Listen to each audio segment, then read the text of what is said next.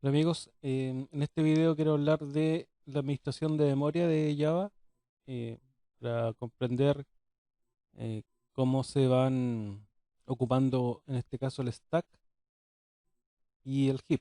El stack permite manejar el scope de las variables locales y referencias ya a objetos. Los objetos se almacenan acá en el heap, en lo que corresponde a sus atributos y métodos.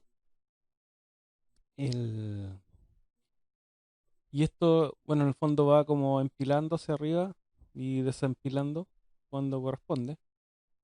Eh, Como en cualquier programa, eh, siempre va a haber una clase que inicia desde el main, por lo tanto se aloja un frame en el stack, que en este caso representaría el main. ¿Ya? Aquí le vamos a escribir el, el método main, ¿cierto? Bueno, no, vamos a simplificar un poco la sintaxis, pero me refiero al método main que está aquí, ¿ya? Y eventualmente aquí yo podría crear algunas variables locales que viven en el scope de, digamos, del método, ya viven entre las llaves, digamos. Por lo tanto, cuando se crea el frame en el stack, ya también se van a crear estos espacios de memoria, en este caso, para las variables, ya que en este caso podrían tener algunos valores dentro, ya. Entonces, para ejemplificar un poquito, me cuesta tomar un poquito aquí el diagrama, pero entonces, por ejemplo, aquí tendríamos la variable i. Me la dibuja por allá. Vamos a verla por ahí. La variable i y la variable j. ¿Ya? Entonces, bueno, y si tomaran valores, no sé, pues esta podría ser, la inicializamos en 2, esta la inicializamos en 5. Podríamos decir que esto acá tiene un valor 2 y esto un valor 5, ¿cierto? Ya. Ahora, ¿qué pasa si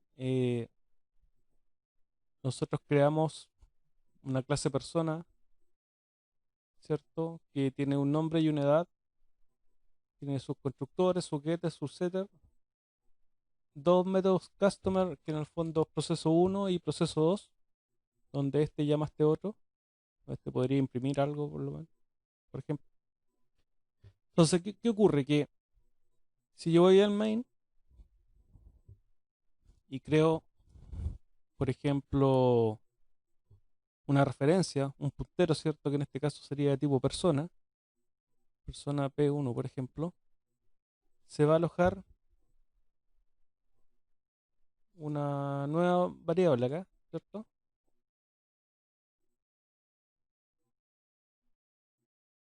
Que en este caso sería una referencia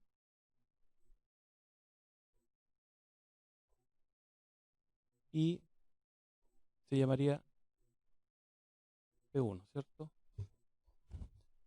La movemos para acá y ahí está. Ahora, como esto es un puntero, va a tener una referencia en el futuro a cuando yo cree la instancia, yo voy a crear new persona, por ejemplo. Voy a decir que se llama, no sé, Juan. Creo que le puse edad, no me acuerdo bien. Sí, una edad. Ahí tiene, no sé, 30 años. Entonces, ¿qué tenemos ahí? Que estamos creando una instancia, ¿cierto? Pero solamente se crea con los atributos, ¿ya? Y se crea acá en el heap. Imaginemos que esa es la instancia y que tiene sus dos atributos,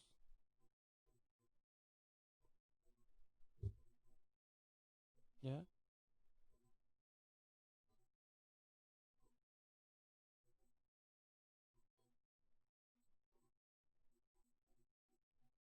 Y estos son respectivamente,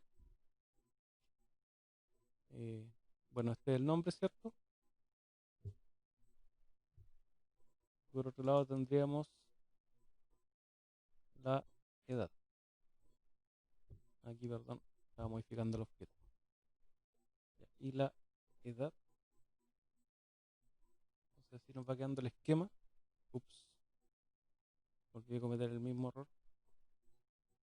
Quiero borrar eso. ¿Cómo lo hago? No sé. Ya voy a tratar de dejarlo ahí.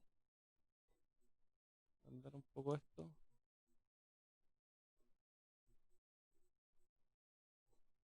Horror. Ya. La cosa es que ese es el nombre. Y este de acá abajo va a ser la edad. ¿Ya? Ahora bien, eh, cuando yo hago la asignación al puntero de la dirección de memoria donde vive la instancia, y hago el igual, significa que voy a tener una referencia a la dirección de memoria donde se encuentra el objeto, ¿cierto?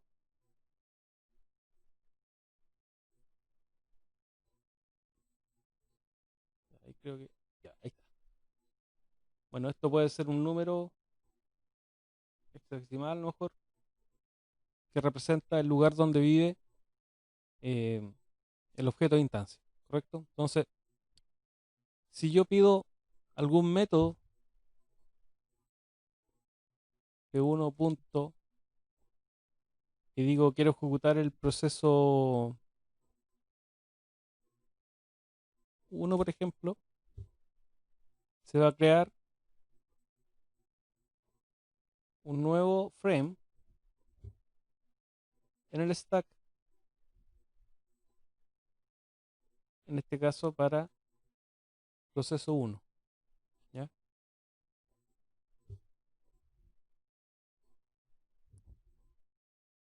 Y en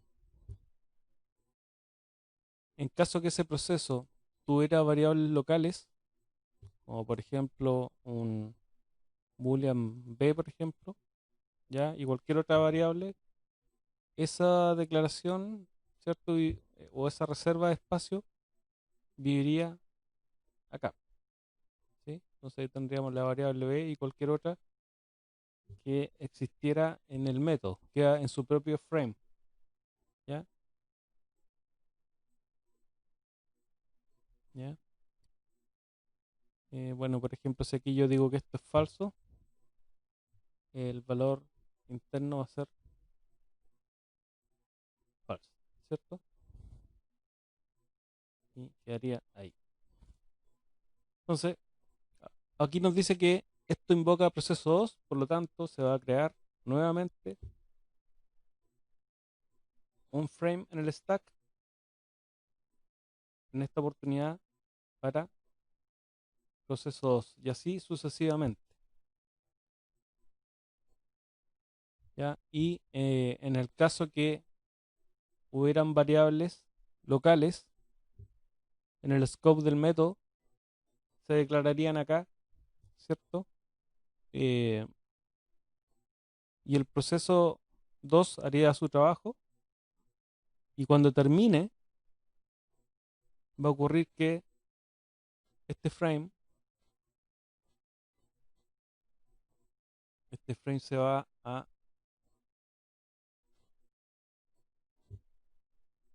eliminar posteriormente. Aquí en diagrama 2 vamos a ver cómo se van eliminando. Entonces, una vez que se termina la ejecución de este método, el control vuelve acá y se va esto de el stack, ¿ya? Y vuelve al proceso uno en el momento donde retorna la ejecución del método, en este caso proceso 2 y continuará su trabajo hasta que finalice el método y en ese momento también se elimina este frame y se van todas las variables locales, ¿ya?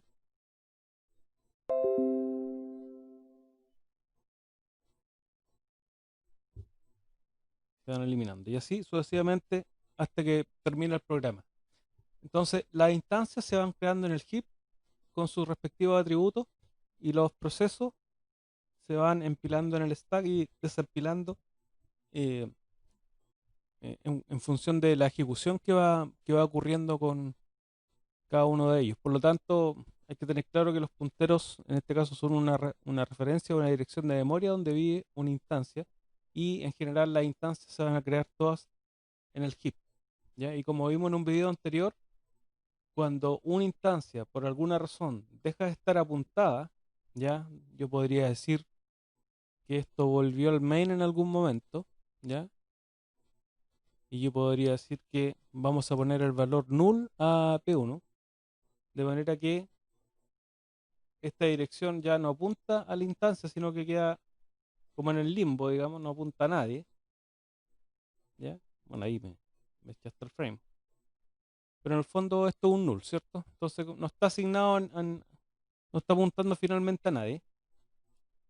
Entonces ocurre que la instancia deja de estar apuntada y si por alguna razón se activa el garbage collector, el recolector de basura de la memoria, va a buscar las instancias o objetos que en este caso eh, no están apuntadas, valga la redundancia, por una referencia o un puntero, ¿ya? Y en este caso serían candidatas a eliminación y eventualmente se destruyen con el contenido que tengan también, ¿ya? Esa es un poco la idea. Entonces, ¿por qué es importante entender esto? Porque nos sirve de pie para la explicación de las relaciones de colaboración entre clases y que por consecuencia va a permitir la colaboración entre objetos, donde la colaboración se divide en dos grandes aspectos que son la composición y por otro lado la agregación.